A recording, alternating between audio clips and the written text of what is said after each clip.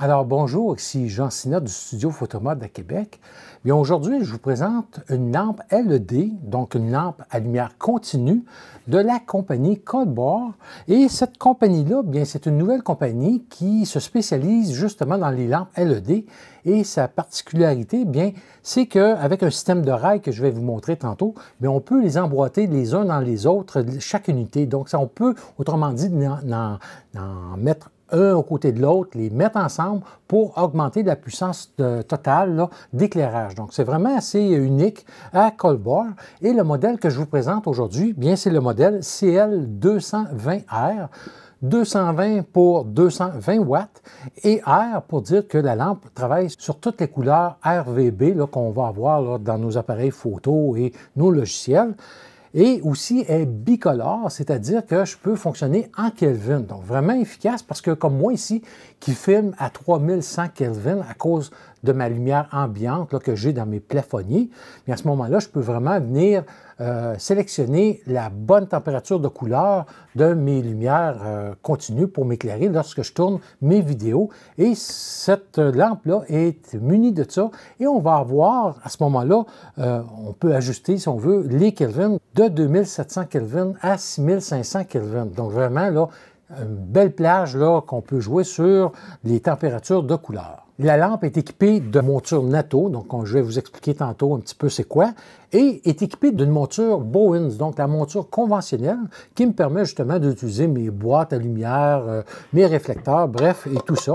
Et il faut faire attention en passant, le couvercle qu'on a de fourni avec ici, ce n'est pas un diffuseur, c'est vraiment un couvercle de protection. Et si on le laisse dessus lorsqu'on allume notre lumière, bien, gare à vous, ça va fondre assez rapidement. Donc, je vous le dis parce que souvent, les gens pensent que ça peut diffuser la lumière. Non, c'est vraiment seulement qu'un couvercle de protection. Donc, la lampe va fonctionner sur l'électricité. Donc, qu'est-ce qui est fourni avec? On va avoir vraiment le transformateur. On peut le brancher directement sur la prise de courant sur le secteur. Et par contre, on va voir qu'avec le système NATO, bien, on peut, si on a des batteries à monture en V, de venir brancher la batterie directement sur l'unité et l'alimenter. Donc, ça fait de sorte que l'unité va être beaucoup plus légère que lorsqu'on a le transformateur qui est intégré. Et par le fait même, bien, à ce moment-là, ça devient plus portable. Et aussi, bien, on peut, comme je vous disais tantôt, les monter les unes un aux côtés des autres. Donc, c'est vraiment un truc vraiment efficace à ce moment-ci. Et je vais aussi vous démontrer des tests de puissance parce que souvent, ça m'est demandé, est-ce que cette lampe-là de 220 watts, par exemple, est-ce que c'est l'équivalent d'un, exemple, un Godox AD200 Pro qui a 200 watts? Est-ce qu'on va retrouver la même quantité d'éclairage? Bien, c'est les tests que je vais vous démontrer un peu plus loin que je vais pouvoir répondre à cette question-là. Donc, tout d'abord, qu'est-ce qui est inclus avec la lampe? Bien, ça vient dans une boîte, là, vraiment une bonne boîte là, de transport avec une poignée. Bon, la présentation est soignée. Bref, vraiment très bien protégée. Comme vous avez vu tantôt, on a le couvercle. On va avoir deux câbles d'alimentation. Donc, le premier qui est pour brancher sur la prise murale au transformateur et le transformateur qui vient se brancher, lui, dans l'appareil. Et à ce moment-là, on va avoir même une fiche ici qui va venir se verrouiller, donc qui va empêcher, si on veut, si on accroche le fil, de se déconnecter du transformateur. Donc ça vient, c'est inclus avec. On va avoir aussi un réflecteur. Donc, c'est un peu le genre de réflecteur qu'on retrouve avec les flashs, avec beaucoup d'autres produits que tous les fabricants utilisent. Donc, c'est le réflecteur régulier. Et vraiment, on va avoir une belle valise de transport qui est inclue. Et je vous montre à l'écran, justement, lorsque je l'ai reçu, comment c'était emballé. Et vraiment, là, c'est une valise de transport qui est rigide. Comme vous voyez, là, c'est vraiment solide et qui protège bien là, les éléments. Une petite chose en passant, un petit truc que je vous dis, c'est de venir ici, comme ici, là, vous voyez, j'ai mis le nom avec la lampe auquel c'est rattaché, parce que souvent, on en a plusieurs, puis on veut savoir lesquels qui vont avec lesquels. Bien, moi, c'est ça que je fais. Tous mes réflecteurs sont vraiment identifiés. Et finalement, on va avoir la petite raille en monture NATO. Donc, cette raille-là, qu'est-ce que ça nous permet de faire? C'est justement de venir glisser ici sur chaque côté. Et là, à ce moment-là, chaque unité vient avec une raille de même. Donc, il me reste seulement à acheter en option, si je veux, la petite monture qui fait en sorte qu'il va rejoindre les deux flashs ensemble. Donc, c'est disponible là, autant chez Colbor que dans des fabricants comme Small Rig, par exemple. L'autre chose aussi qui vient avec, vous allez avoir votre carte de garantie, mais qu'est-ce qui est important au niveau de la carte de garantie? C'est qu'on va avoir 3 codes QR, donc on va en avoir 2 en avant pour les logiciels qu'on peut aller télécharger gratuitement pour nos téléphones cellulaires ou nos tablettes. Bref, je vais vous montrer ça tantôt. Et au verso, on a aussi l'autre code QR pour aller télécharger le manuel d'instruction. Par contre, le manuel d'instruction, pour l'instant, est seulement en anglais, mais vous allez voir, là, c'est quand même pas compliqué à faire fonctionner. Et je vous ai préparé une petite section sur le fonctionnement un petit peu plus loin. Alors, le poids est de 1,5 kg. Et c'est une fabrication en alliage d'aluminium. Je vous le dis, c'est vraiment très, très bien fait, bien construit. Moi, qu'est-ce que j'adore, c'est qu'on va avoir une bonne poignée ici qui est à l'arrière. Lorsque, exemple, si je monte ma lampe sur ma boîte à lumière, je le prends pour monter. Donc, c'est vraiment là une poignée qui est très solide. Le pied ou le support qui va sur le pied de lumière, bien encore là, ici, c'est vraiment de quoi de solide. Et ça me permet... Et contrairement des fois à d'autres lampes qui fait clic, clic, clic, lorsqu'on le bouge, lui, c'est vraiment fluide. Et lorsque je le serre, écoutez, je l'ai testé, là, ça reste vraiment en place, même si on a une grosse boîte à lumière. Donc, vraiment très efficace. Et dans le même support, bien, on va avoir une ouverture pour, exemple, si on veut installer un parapluie réflecteur, bien, c'est vraiment construit à même le support. Et l'autre chose qu'on va voir aussi, on va avoir derrière, comme je vais vous montrer tantôt, vous allez être en mesure de le voir, bien, un bon écran, donc vraiment avec des gros affichages et 2 boutons de contrôle là, qui sont vraiment agréables à utiliser et qui sont faciles d'emploi également. Donc, comme je vous disais, bien, la plage de température de couleur est de 2700 à 5500 Kelvin avec une marge d'erreur de plus ou moins 200 Kelvin. Et on peut vraiment venir ajuster finement les couleurs.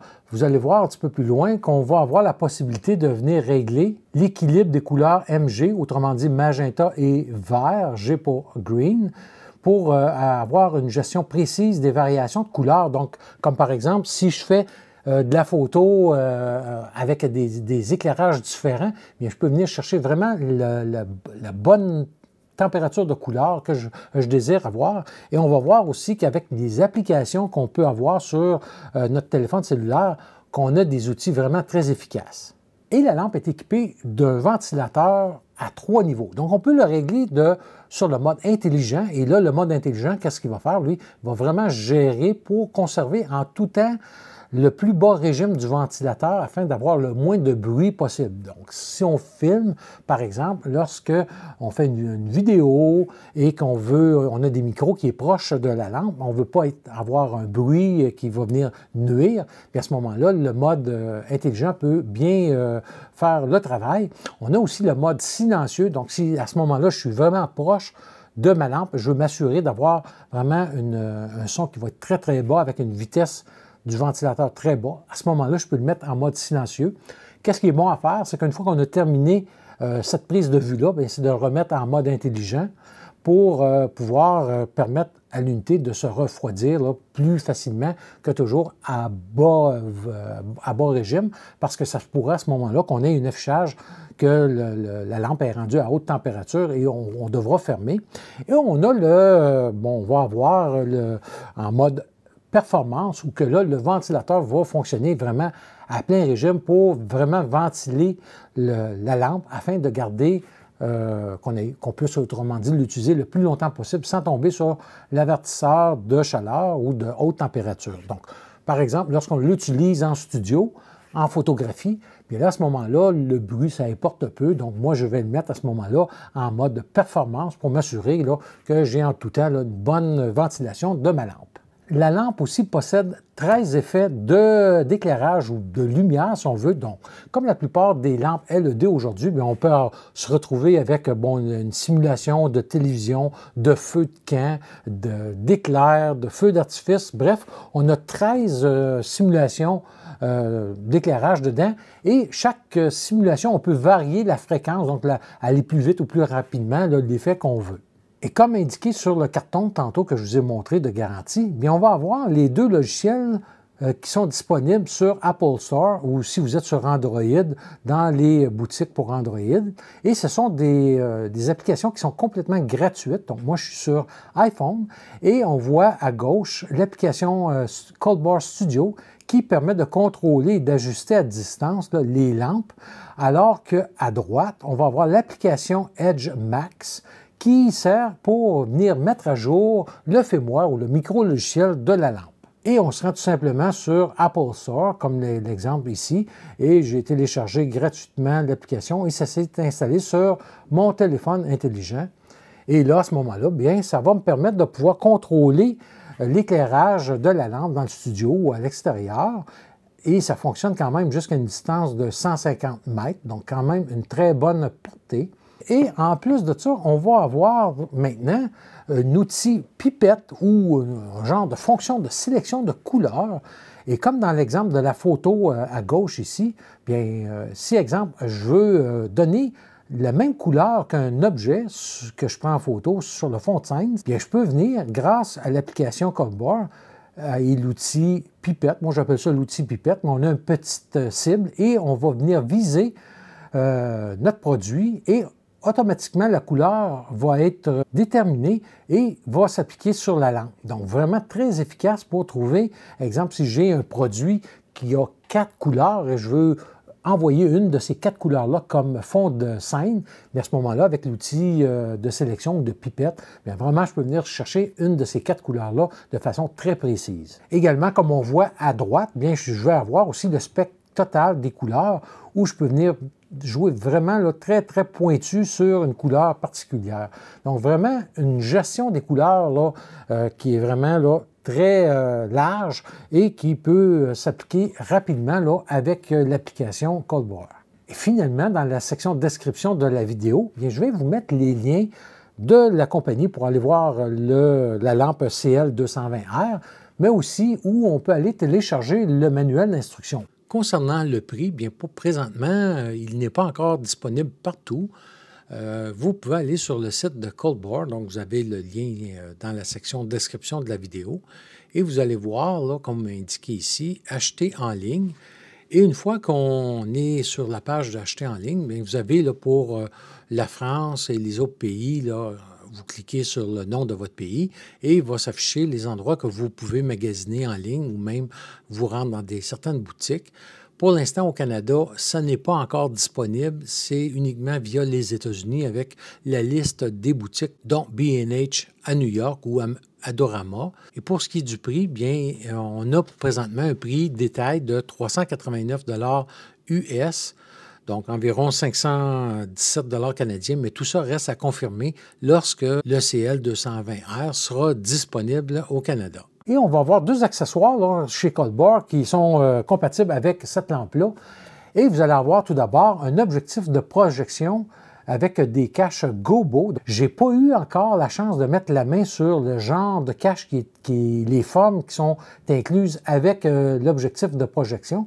Et vraiment, j'espère de mettre la main sur cet accessoire-là parce que pour moi, je n'ai jamais encore utilisé un vrai Gobo en studio. C'est toujours des trucs que j'ai conçus moi-même. Et vraiment, j'aimerais ça tester avec cette lampe-là. Et l'autre chose qui est intéressante comme aussi accessoire, c'est la lentille Fresnel qui va nous donner là, un peu le rendu qu'on retrouvait à l'époque avec les gros projecteurs. Donc, un accessoire qui peut être vraiment pratique en photo comme aussi ceux qui font de la vidéo. Bref, je vais tenter d'essayer d'avoir ces accessoires-là et je viendrai vous présenter une petite vidéo là, sur comment que je vais m'en servir. Pour la suite de la vidéo, qu'est-ce qu'on va faire? Je vais vous montrer une petite vidéo sur le fonctionnement global, général, si on veut, de la lampe et aussi de l'application. Et par la suite, bien, je vais venir vous présenter des tests que j'ai faits avec la lampe et j'ai voulu comparer, comme je vous disais en introduction, avec un flash. On va regarder ça ensemble et finalement, bien, Sandra va se joindre à moi pour une session photo en studio. Donc, on va pouvoir regarder là, de quelle façon que je m'en sers et je vous reviens pour la conclusion.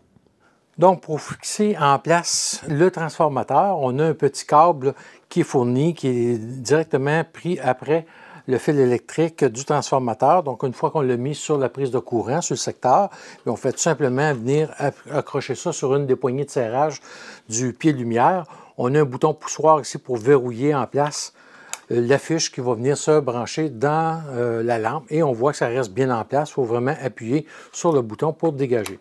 Donc, à ce moment-là, et moi, je vous conseille vraiment de garder la première partie, là, ici, vraiment baissée parce qu'on n'a pas besoin de défaire le fil. Et si jamais qu'on veut vraiment augmenter la dernière colonne qui est ici, bien à ce moment-là, j'ai tout simplement enlevé le velcro et je vais avoir l'espace pour pouvoir monter plus haut le flash. Mais je peux vraiment ici, c'est-à-dire la lampe LED, je peux vraiment jouer avec mes autres colonnes que je vais avoir d'ajustement.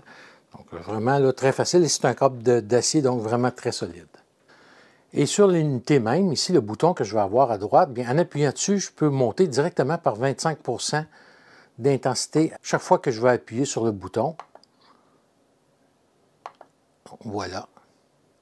Et je peux toujours venir, ensuite de ça, avec la molette ici, jouer sur mes Kelvin. Donc, encore là, si je veux balancer avec la lumière du jour ou si je veux balancer avec une lumière d'intérieur. Donc, très facile de pouvoir avoir accès encore ici. Voilà, on va avoir l'écran qui est en gros ici lorsqu'on appuie et on peut monter aussi lorsqu'on appuie dessus, un peu comme la puissance, par Kelvin. Et lorsqu'on appuie sur le bouton Mode ici, puis là, à ce moment-là, on va voir que j'ai mon intensité et la saturation ainsi que la teinte sur les couleurs. Donc, je peux venir jouer encore là sur vraiment la couleur exacte là, lorsque je choisis une couleur. Ici, c'est mon bouton Effet comme on a vu avec l'application. Donc, je peux venir ici à l'intérieur et venir jouer avec, encore là, toutes mes applications, toujours en ayant la possibilité de jouer sur les Kelvin. Et lorsque j'appuie sur le bouton Effet, bien, je balance d'un effet à l'autre. Donc, j'appuie sur mon bouton Mode pour revenir à mon écran principal. Et quand j'appuie sur 7, si, exemple, je veux aller pas au niveau du bruit du ventilateur intégré, donc pour éviter que ça surchauffe, on va avoir 3 niveaux. Donc ici, je suis en niveau intelligent ou smart, c'est-à-dire que le ventilateur à l'intérieur va s'adapter selon la température du LED. Si j'appuie à nouveau, on va avoir un mode qui est silencieux, donc on va essayer de garder le niveau du ventilateur le plus bas possible. Et si je veux avoir une autre fois ici, performance, c'est-à-dire que là, vraiment, le ventilateur va fonctionner à plein régime pour empêcher la lampe de tomber en surchauffe. Donc, pour synchroniser la lampe LED avec l'application, tout simplement, qu'est-ce qu'on va faire? C'est que je vais venir ici rajouter la lampe. Donc, je dois aller sur 7 en premier. Voilà, je suis à Pairing. Donc, ici, on va ajouter, donc, nouvelle fixture. Voilà. Et on voit ici que j'ai l'unité CL220R. Donc, je vais cliquer dessus et ajouter à la scène. Donc, c'est confirmé. Voilà. On voit qu'antenne ici, c'est déjà synchronisé. Donc, je vais ouvrir mon application. Et on peut voir ici que, bon, je suis synchronisé avec mon unité ici. Donc, à partir de ce moment-là, si je veux aller dans différentes fonctions, je peux appuyer ici dedans. Et à ce moment-là, je vais avoir les différentes options qui vont être ici en haut. Donc, ici, je peux venir, bon, si je veux l'allumer ou pas. Donc, ici, voilà. Donc, je peux jouer sur l'intensité. Donc, on peut voir là, que je joue sur l'intensité de la luminosité. Et on le voit ici que c'est inscrit ici aussi. Donc, et ça va être la même chose si je veux changer les Kelvin. Je peux aller avec les gels de couleur. Donc, si je veux avoir un gel de couleur, je vais cliquer ici. Et on va avoir les différentes couleurs qu'on peut avoir. Ensuite de ça, ici, je vais aller dans Couleur. Et ici, on va voir Pick a Color. Donc ici, qu'est-ce que je peux faire? C'est que je peux avoir ici toutes les couleurs et venir chercher les types de couleurs que je veux avoir. Ou je peux aller ici, on va voir là, qu'on va avoir la petite pipette. Et à ce moment-là, avec la pipette, comme par exemple ici, si je vois là, c'est jaune ici, je peux venir chercher le scan sur la poignée. Bon, je vais essayer de détecter bon, le jaune. On peut voir le jaune de la poignée et je vais venir juste cliquer sur Pick Color. Et voilà, j'ai la couleur. Donc, je peux aller chercher vraiment la couleur exacte de qu'est-ce que j'ai détecté ici. Et ensuite de ça, par la suite, on peut avoir les effets. Donc, on va avoir un bouton Play pour, justement, si je veux avoir les effets. Donc, ici, je suis en mode feu de camp. Je peux avoir encore là l'intensité. Je peux jouer aussi sur la température de couleur de l'effet. Et on peut passer après ça vraiment à tous les autres effets qu'on veut avoir. On peut tous les défiler comme ça et voilà, on peut avoir les éclairs, bref. Et toujours, on peut assigner, on paye sur Play, on va avoir les éclairs, voilà. Et on peut avoir toujours pouvoir balancer avec nos Kelvin. Et si je veux avoir tous mes effets, je peux appuyer sur la petite flèche ici et je vais avoir les autres effets ici que je peux passer d'un à l'autre rapidement. Et on va avoir le bouton qui est ici, qui est pour fermer, celle-là ici, voilà, qu'on peut fermer ou rallumer à distance notre lampe LED. Et si j'appuie longtemps sur le bouton 7, je vais voir, ça va remettre les réglages par défaut de l'unité. On va voir que si je vais à 7 maintenant, que mon unité n'est plus contrôlée par mon application qui est ici. Donc, je dois, à ce moment-là, recommencer la synchronisation entre les deux. Maintenant, concernant les tests comparatifs, bien tout d'abord, moi j'utilise présentement une lampe Godox SL100BI, soit de 100 watts, qui est bicolore aussi, donc pour filmer ici en studio. Et là, j'ai voulu comparer, voir, parce que celle-ci c'est un 220 watts, voir la différence, est-ce que c'est vraiment le double de puissance normalement que je devrais avoir, et aussi un test comparatif avec des modeleurs et un flash. Donc on regarde ça. Donc, tout d'abord, sur la première photo, j'ai installé la boîte QRP 90 que je me sers régulièrement en studio. Et bon, j'ai mis 100 ISO pour la lecture au posemètre que j'ai effectué à 1,5 m de distance entre mon posemètre et l'avant de la boîte à lumière. Une vitesse de 1/125e de seconde et la puissance était élevée, là, autant pour tous les appareils que je vais vous montrer. Donc, avec la lampe Cold Bar, j'ai eu une ouverture de 1,3 à pleine puissance. Et sur la ligne suivante, qu'est-ce que j'ai fait? C'est j'ai voulu comparer la lampe LED Cold Bar avec le flash AD200 Pro qui est de 200 watts, donc 220 watts contre 200 watts, pour voir si on obtenait la même chose. Et naturellement, bien, on peut voir que le flash AD200 Pro avec la tête Cobra, bien, j'ai eu une ouverture de f9, alors que si j'utilise la tête à ampoule, bien à ce moment-là, j'ai eu une ouverture de f7. Pourquoi la différence entre les deux têtes?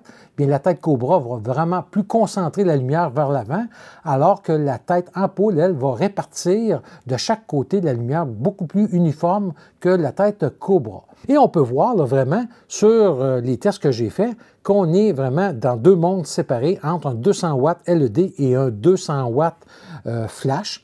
Et là, par exemple, si je voudrais monter mon ouverture à 5,6 par exemple, parce que je veux une plus grande profondeur de champ, bien, toujours à 100% de la puissance à 1,5 m, bien, il faudra à ce moment-là que j'augmente mes ISO de 100 à 2000 ISO. Donc, on peut voir que les lampes LED, c'est très bon, mais ça va nous prendre des objectifs à vraiment à plus grande ouverture si on veut garder nos ISO un peu plus bas ou avoir plus de sources de luminosité ou encore là, une lampe encore beaucoup plus puissante. Sur le prochain test, toujours à 1,5 m de distance, à 100 ISO et une vitesse de 1/125 de seconde. Et j'ai voulu comparer mon Godox SL100 avec le Cold Bar pour voir si c'était le double de puissance que j'ai installé dans une boîte lanterne. Et effectivement, comme on voit, j'ai eu le double de puissance obtenu avec la lampe Cold Bar. Sur le test suivant, bien, j'ai testé avec le réflecteur qui fournit avec la lampe Cold Bar. Et on peut voir que j'ai eu une ouverture de f4, toujours à 1,5 m de distance, contre 2,6 d'ouverture avec la lampe Godox. Donc, comme on voit, c'est vraiment une lampe qui est quand même assez puissante, jamais aussi puissante qu'un flash naturellement, mais qui va quand même nous donner un bon rendement là, lorsqu'on veut travailler avec une lumière continue.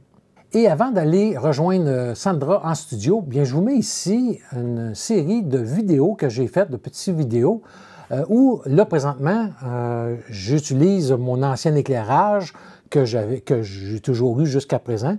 Et là, qu'est-ce que je vais faire sur les prochaines séquences? J'ai enlevé mon 100 watts que je vais mettre sur le côté ici, parce qu'ici, j'ai un 60 watts présentement. Et je vais mettre mon 100 watts ici et le nouveau cold bar à l'avant dans la boîte lanterne. Donc, vous avez une photo ici des deux setups que je me servais, donc avant et après. Et on va aller voir aussi qu'est-ce que ça donne avec l'objectif 50 mm 2.8 que je filme normalement. Et aussi, je vais tester le 24-120. Donc, on regarde ça. Et par la suite, on rejoint Sandra en studio pour les tests vraiment là, sur le terrain, comment on fonctionne avec cette lampe-là en photographie. Et maintenant, qu'est-ce que j'ai fait? J'ai gardé le même setup de mes lumières, la même distance, la même position. Donc, j'ai mis à la place du 100 watts que j'avais ici en avant, j'ai mis le cold bar et le 100 watts est rendu sur le côté dans un parapluie. Et j'ai pu ainsi descendre mes ISO de 500 à 250 ISO là, en gardant les mêmes distances et tout ça. Donc, un éclairage qui est beaucoup plus fort naturellement que qu'est-ce que j'avais auparavant, mais qui, pour moi, va pouvoir me descendre, justement, descendre mes ISO là, plus bas, donc donner encore une meilleure qualité d'image. Donc, le test que je fais présentement, c'est avec mon 24-120 à 35 mm, à f4 naturellement, et mes ISO sont à 500, donc on regarde un petit peu qu'est-ce que ça donne au point de vue de la longueur de focale. On voit que c'est très différent qu'avec mon 50 mm, et je vais essayer à une autre longueur de focale. Donc ici, je suis à 70 mm sur mon 24-120, toujours à 500 ISO, et on peut voir là, les différences de perspective que ça donne. Donc, bref, je vais regarder ça comme vous par la suite pour voir si, bon, je ne viendrai pas chercher cet objectif-là dans le futur ou si je vais conserver mon 50 mm. Donc, Sandra va arriver dans les prochaines minutes. Donc, comme vous voyez, lorsqu'on travaille avec la lumière continue, donc souvent, la lumière continue, elle est beaucoup plus faible qu'un flash. Donc, qu'est-ce que je vais faire? C'est qu'ici, normalement, j'ai une fenêtre qui n'affecte pas les résultats lorsque je travaille au flash, parce que les flashs sont vraiment très puissants. Donc, qu'est-ce que je vais faire? C'est que je l'ai bouché pour justement empêcher la lumière de jour de venir nuire à ma lumière que j'ai. Je vais aussi éteindre tous mes plafonniers parce que, bon, ça ici c'est à 3100 Kelvin environ et je vais travailler à 5200 Kelvin avec les lumières continues. Donc, je vais principalement utiliser naturellement le cold bar CL220R, mais je vais aussi rajouter une deuxième source de lumière, soit mon vieux Godox que j'ai depuis un bout de temps, pour venir aider à faire des effets de deuxième source d'éclairage. Donc, aussitôt que Sandra est arrivée, bien, on commence le shooting. Tu vas pouvoir t'approcher juste un petit peu, pas beaucoup, un petit peu moins, ouais, là, parfait.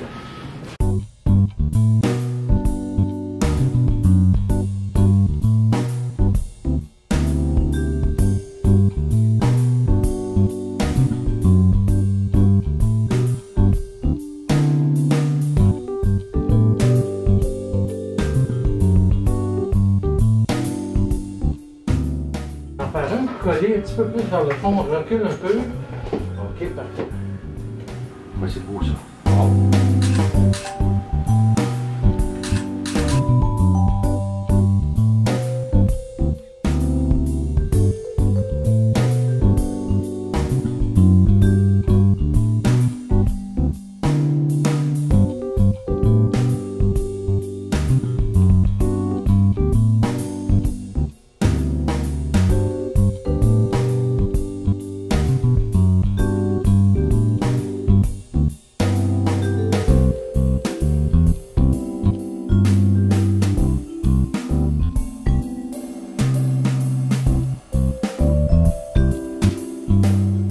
Avec l'outil sélection de couleurs sur l'application de mon cellulaire, bien, je suis en mesure de prendre une couleur sur la robe de Sandra et la lampe cold bar va s'afficher avec la bonne couleur. Oui, c'est beau ça. Peut-être comme ça, mais tu vas regarder, mais Alors, regarde pas quand je te dis vers la lumière, prends-toi un point au côté, tu sais. Oui, le point Comme rouge. ça, tu le vois. C'est ça, exactement.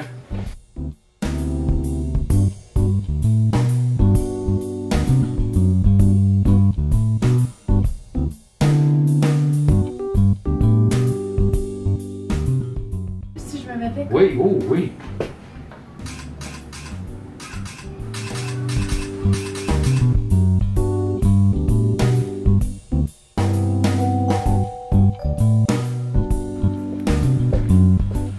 Je crois que c'est ça. Il baisse un petit peu le menton, ouais.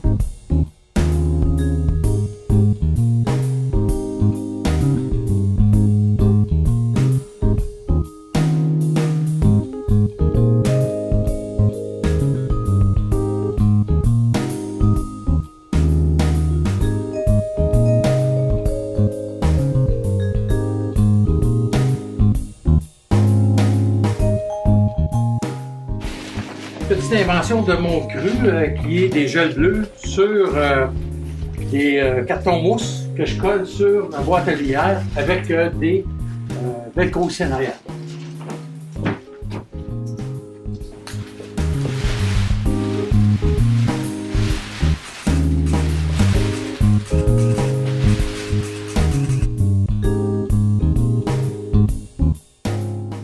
Donc j'ai pris un morceau de plastique puis j'ai fait le trou et c'est ça qu'on va voir que ça donne.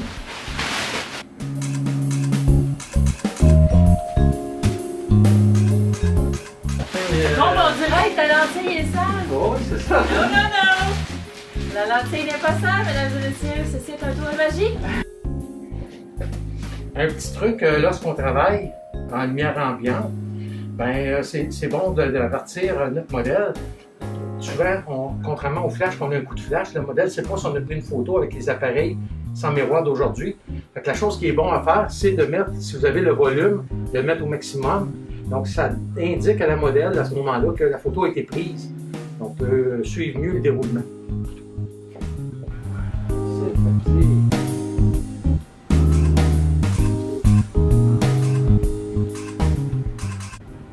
Absolument. Wow.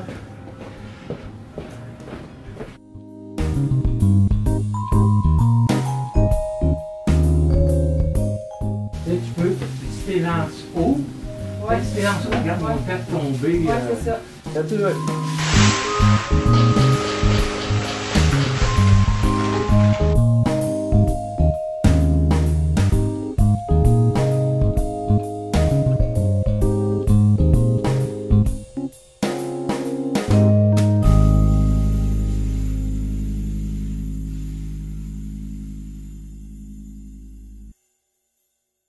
Donc, on vient de terminer avec la lampe continue. Et en jasant avec Sandra, bien, on s'aperçoit que la lampe lumière continue, c'est très différent du flash. Effectivement. Je trouvais au début, quand j'ai commencé à faire le shooting, que j'étais un peu aveuglée par la lampe. Puis, on a pu ajuster déjà de changer le type, la couleur de l'éclairage. Je suis passé de 5500 Kelvin, donc la lumière du jour, et je l'ai descendu à 3100 Kelvin. Donc, c'est une lumière qui ressemble plus à la lumière incandescente, donc la lumière déjà environnante ici. Donc, c'est moins fort sur les yeux, là. C'est ça qu'on a conclu ensemble. Donc, c'est pour ça qu'on a shooté beaucoup à 3100 Kelvin. Puis j'ai ajouté tout simplement ma balance des blancs là, sur mon appareil. On a essayé plusieurs trucs. Comme vous avez vu tantôt, là, je vais juste vous le montrer encore une fois. Avec des lampes continues, surtout quand on débute. Au flash, c'est pas évident, mais vous voyez, on peut se faire des caches comme ça ici, puis créer des effets. J'en ai un paquet dans le fond, donc c'est vraiment des choses qui sont intéressantes à faire, mais ça va prendre à ce moment-là 2 sources de lumière là, LED. Donc voilà, on retourne en studio. Yeah! Donc, comme vous avez vu, c'est quand même très bien comme éclairage. Donc, on peut vraiment, en tout tout cas pour moi, vraiment créé, parce que, bon, contrairement à un flash, pour surtout ceux qui débutent en photographie, bien, c'est assez difficile de s'imaginer la direction de la lumière, les ombres et tout ça. Même parfois, les gens pensent que la lampe pilote qu'on a d'intégrer dans des flashs, c'est vraiment pour aider à faire la mise au point. Mais le but premier n'est pas ça du tout. C'est vraiment pour venir contrôler nos parties où seront les ombres, les parties éclairées sur les visages. Donc, c'est la fonction première d'une lampe pilote. Et c'est assez difficile, lorsqu'on a un coup d'éclair, de voir où ça va aller. Il faut vraiment se fier au résultat des lampes pilotes. Alors que lorsqu'on a une lampe LED comme ça ici, éclairage continu, bien c'est beaucoup plus facile. On voit vraiment plus les ombres parce que l'éclairage est plus fort que souvent les petites lampes pilotes qui sont dans les flashs. Donc vraiment, c'est le point fort des lumières continues. Par contre, comme on a vu tantôt dans les tests, bien naturellement, on a beaucoup moins de puissance qu'un flash. Donc, comme je dis toujours, la photographie, c'est un monde de compromis et il n'y aura jamais une caméra qui va plaire à tout le monde et aucune source d'éclairage qui va plaire à tout le monde. Donc, on va avec nos besoins et avec notre budget. Pour ce qui est des points forts, bien écoutez, comme je vous disais, bien, on a un transfo qui est séparé de la lampe. Donc, ça fait en sorte que la lampe est vraiment très légère. Sa construction est impeccable. Je vous le dis là tout de suite, c'est vraiment une belle construction en alliage aluminium. Les boutons, l'écran en arrière, très bon. Le visuel est excellent. La poignée dessus aussi également est vraiment excellente.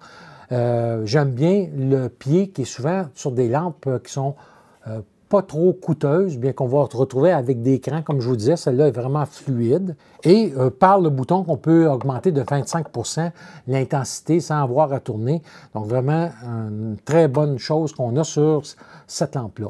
Concernant les points faibles que je vous dirais, bien tout d'abord, lorsqu'on est habitué avec la monture Bowens, dans la majorité des cas, lorsqu'on est derrière la lampe ou le flash, on va avoir le bouton d'éjection à la droite. Donc là, je suis à gauche dans l'écran. Et sur cette lampe-ci, bien, le bouton il est situé sur de l'autre côté. Donc, des fois, par habitude, on vient pour le chercher ici. Et l'autre chose, c'est que le bouton d'éjection, d'habitude, on le tourne dans le sens des aiguilles d'une montre pour enlever et détacher. Celui-ci est dans l'autre sens. Donc, on doit tourner normalement dans le sens où que je vais plutôt l'insérer. Donc, c'est peut-être un truc que je ferais, ça serait de remettre dans le bon sens lorsque je le mets.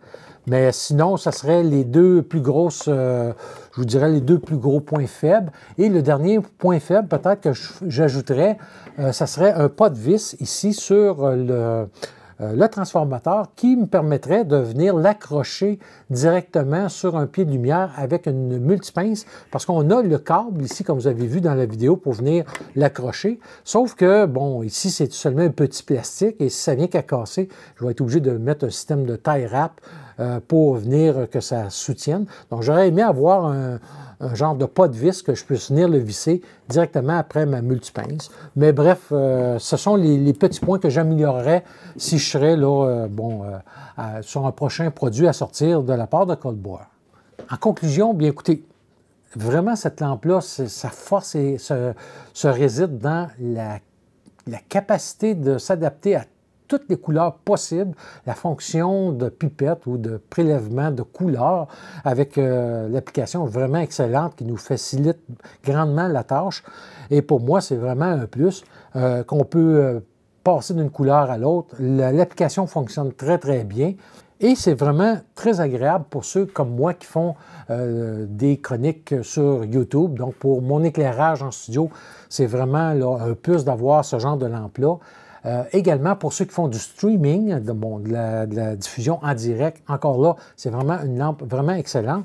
Et comme vous avez vu, bien, en studio, on peut quand même faire des belles choses avec ce genre de lampe LED-là. Donc vraiment, pour moi, ça ne remplacera pas un flash de studio lorsque j'ai des choses spécifiques à faire. Mais par contre, si je veux travailler des produits, des trucs comme ça, bien, je peux travailler avec des basses vitesses parce que, bon, c'est vraiment sur trépied que je vais travailler tout ça. Et vraiment, ça va faire très bien le travail. Donc voilà, si vous avez des questions, des commentaires, comme d'habitude, vous pouvez les laisser ici.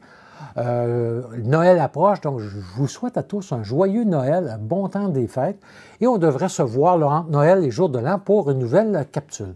Donc d'ici là, portez-vous bien, et encore là, joyeux Noël à tous. ça? Non, on pourrait commencer avec un jingle de Noël. Jingle bell, avec la barbe de Noël. Jingle bell, jingle all the way.